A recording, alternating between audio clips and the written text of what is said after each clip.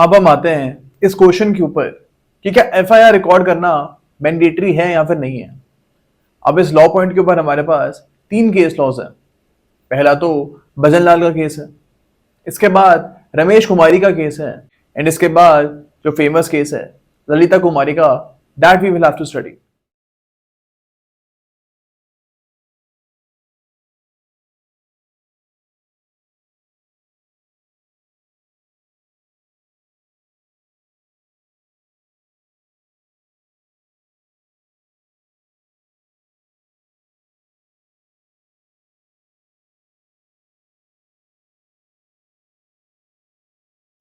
अब जो भजन लाल का केस है वहां पे बोला गया था that it is mandatory for a police officer to lodge an FIR if there is a cognizable case। यानी कि अगर कॉग्निजेबल केस है तो यहाँ पे it is mandatory for a police officer to lodge an FIR.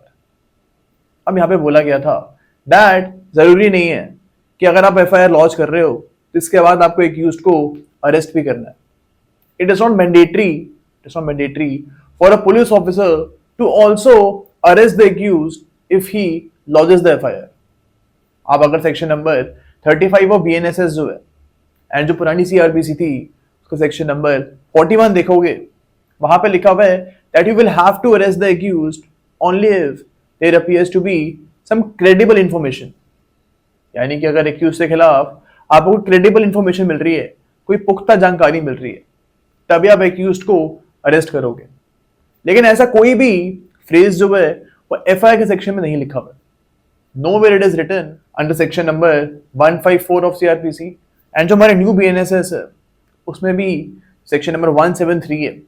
वहां पे कहीं भी मैंने लिखा है कि आपको अरेस्ट तभी करना है जब आपके पास कोई क्रेडिबल इंफॉर्मेशन हो, and that is why court held that it is mandatory to file FIR in a cognizable case, but it is not mandatory to also arrest the accused. Okay, तो ये चीज हमको यहाँ पे बताई गई थी। इस केस में चीज बोली गई थी that the court will not go into this question that FIR genuine है या फिर नहीं है। यानी कि एफआईआर रिकॉर्ड करने से पहले, before the recording of FIR, police will not get into this question that whether the FIR is genuine और not. If you have to check the genuineness of FIR then you will do this after the information is recorded. And जब information record हो जाएगी उसके बाद आप check कर सकते हो कि एफआईआर जेन्युइन है या फिर नहीं है। उससे पहले आप ये चीज चेक नहीं करोगे। तो ये सारी बातें इस केस में बोली गई थी। ओके, अब इसके बाद आता है हमारा रमेश कुमारी का केस। अब जो रमेश कुमारी का केस है यहां पे भी सेम बातों को, जो भजन वाले पॉइंट्स हैं वही सेम पॉइंट्स को यहाँ पे रीआइटरेट किया गया था। ओके, तो यहाँ पे भी बोला गया था that it is mandatory for a police officer to lodge an FIR if there is a cognizable case। But यहाँ पे एक एडिशनल बात भी बोली गई थी that the police officer can conduct a preliminary inquiry।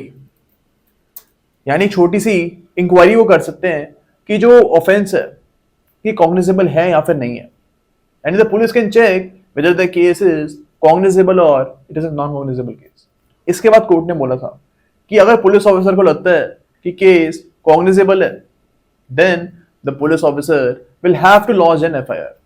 उनका एफआईआर को रिकॉर्ड करना पड़ेगा। ओके, तो ये एक एडिशनल पॉइंट इस केस में बताया गया था। अब इसके बाद हमारे सामने आता है ललिता कुमारी का केस। इस केस में भी सारी बातें सेम ही बोली थी that it is mandatory for a police officer to record an FIR in a cognizable case. Same बात जो है ये इस केस में भी बोली गई थी। अब यहाँ पे जो भी हम डिस्कस कर रहे हैं आप इसको अपने नोट्स में लिखते रहो, बिकॉज क्वेश्चन ये आ सकता है that whether it is mandatory for police officer to lodge an FIR और नॉट। ओके, तो हमने अभी डिस्कस किया है कि ललिता कुमारी केस में भी सेम चीज बोली गई थी। अब यहाँ पे ये चीज ही बोली गई थी कि 4 टाइप ऑफ केसेस हैं जहां पे पुलिस ऑफिसर एक प्रीलिमिनरी इंक्वायरी कर सकते हैं that whether the offense is cognizable or not cognizable। अब जो 4 ऑफेंसेस की लिस्ट है ये रमेश कुमारी की जजमेंट में हमको नहीं मिलती थी। इसी केस में बताया गया था कि ये 4 केसेस में पुलिस चेक कर सकती है that whether the offence is cognizable और नॉन कॉग्निजेबल। इन 4 ऑफेंसेस के अलावा हर ऑफेंस में it is mandatory for a police officer to lodge an FIR in a cognizable case. अब ये 4 ऑफेंस कौन से थे? पहले होते हैं मैट्रिमनी केसेस, ओके। इसके बाद आते हैं करप्शन के केसेस। इसके बाद आता है हमारे पास मेडिकल नेग्लिजेंसी केसेस, एंड इसके बाद वो केस आते हैं जहां पे there has been delay in filing of FIR, and जो डिले है 3 मंथ से ज्यादा का है। तो इन केसेस में आप एक प्रीलिमिनरी इंक्वायरी कर सकते हो that whether the offence is cognizable और नॉट, एंड इसके बाद आप यहाँ पे एफआईआर को लॉन्च करवा सकते हो। अब यहाँ पे कुछ और बातें भी बोली गई थी। यहाँ पे बोला गया था that lodging of FIR puts the criminal case in motion, यानी जो क्रिमिनल केस है उसको एफआईआर स्टार्ट कर देता है, मोशन में लेके आता है, ओके। इसके बाद हमें बोला गया था that if the FIR is not lodged, if the FIR is not lodged, then it will result in anger in the society because crime is always done against the society. जो crime है वो हमेशा society के against ही होता है, and that is why अगर आप FIR launch नहीं करोगे केसेस में, then it will result in anger amongst the society. तो यहाँ पे कोर्ट ने कुछ रीजनिंग दी थी that why it is mandatory for the launching of FIR. इसके अलावा कोर्ट ने ये भी बोला था that it is not mandatory for the police officer to actually arrest the accused after the lodging of FIR।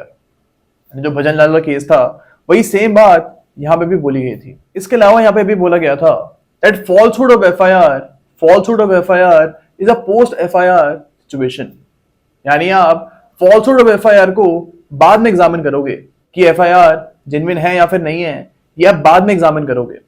आपको FIR जब इन्फॉर्मेट आपके पास आ रहे हैं तब आपको ये रिकॉर्ड करनी ही पड़ेगी, ओके। तो ये कुछ बातें हमको ललिता कुमारी की केस में बताई गई थी।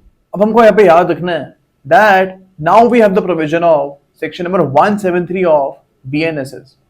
अब जो एफआईआर का सेक्शन है वो 154 नहीं है बल्कि 173 है, एंड यहाँ पे कुछ नई बात बोली गई है। अब सेक्शन नंबर 173 का हम देखेंगे एफआईआर का सेक्शन। अब यहाँ पे जो थर्ड क्लॉज है यहाँ पे बोला हुआ है कि अगर एक ऐसा केस है जहां पे 3 साल से ऊपर की पनिशमेंट है एंड 7 साल से कम की पनिशमेंट है, तो इन टाइप ऑफ केसेस में जो इन्वेस्टिगेटिंग ऑफिसर है इनके पास एक ऑप्शन है कि वो यहाँ पे एक प्रीलिमिनरी इंक्वायरी करेंगे, और अगर इस इंक्वायरी में प्राइमा फेसी केस बनेगा, यानी अगर उनको लगेगा कि हाँ यहाँ पे केस बन रहा है, तभी वो इन्वेस्टिगेशन को स्टार्ट करेंगे, ओके। तो यहाँ पे we can see it is not mandatory to start investigation. यहाँ पे ये नहीं लिखा है कि आप एफआईआर रिकॉर्ड नहीं करोगे, ओके। तो ये चीज अब यहाँ पे ऐड करी गई है, पुरानी सीआरपीसी में ये प्रोविजन गिवन नहीं था, ओके। अब यहाँ पे ये भी लिखा हुआ है कि अगर आपको यहाँ पे प्रीलिमिनरी इंक्वायरी करनी है तो आपको डीएसपी से ऊपर के रैंक के जो पुलिस ऑफिसर हैं उनकी परमिशन लेनी पड़ेगी। उसके बाद आप यहाँ पे इंक्वायरी कर सकते हो कि इस केस में इन्वेस्टिगेशन करनी चाहिए या फिर नहीं करनी चाहिए, ओके। लेकिन हमको यहाँ पे याद रखना है कि क्लॉज 3 में रिकॉर्डिंग ऑफ एफआईआर के बारे में बात नहीं करी गई है, यहाँ पे सिर्फ इन्वेस्टिगेशन के पर्पज से बात करी गई है, ओके। तो वी कैन स्टिल एज्यूम कि जो ललिता कुमारी का जजमेंट है it is still valid, because यहाँ पे एफआईआर तो रिकॉर्ड हो ही रही है, लेकिन इन्वेस्टिगेशन के ऊपर पुलिस ऑफिसर अपना यहाँ पे डिसीजन ले सकते हैं कि इनको इन्वेस्टिगेशन करनी है या फिर नहीं करनी, ओके।